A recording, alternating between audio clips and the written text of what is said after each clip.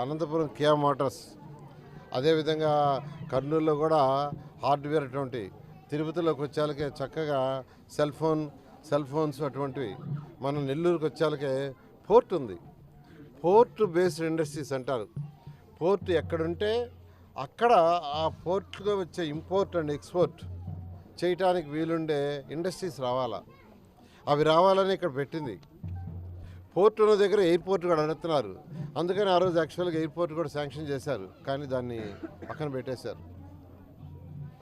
నెల్లూరులో airport sanction చేసిన ఉద్దేశం ఏంటంటే, పోర్ట్ ఉంది, పోర్ట్ ఉన్న దగ్గర ఎయిర్పోర్ట్ కూడా ఉంటే డెవలప్ అవుద్ది.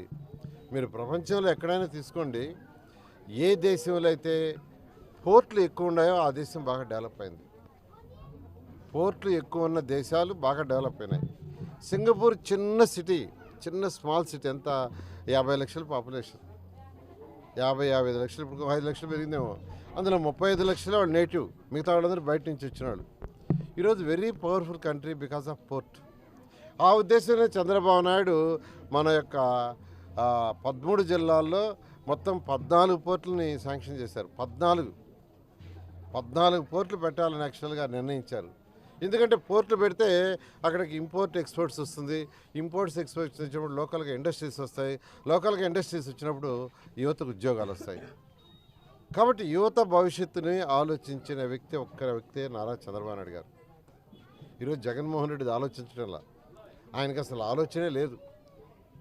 అసలు ఆలోచన ఇండస్ట్రీస్, బిజినెస్ పీపుల్, వ్యాపారస్తులు బాగా వ్యాపారాలు చేసుకోవాలా, బాగా సంపాదించాలా, బాగా సంపాదించి ఇన్కమ్ ట్యాక్స్లు జిఎస్టీలు కట్టాలా, ప్రభుత్వానికి డబ్బులు రావాలా, వాటిని తీసి మళ్ళీ ప్రజలకు ఖర్చు పెడతాం లేదు.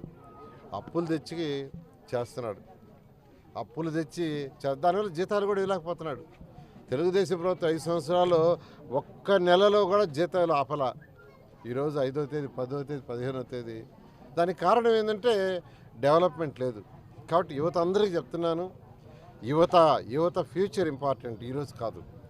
యువత భవిష్యత్తు ఇంపార్టెంట్, ఈరోజు కాదు.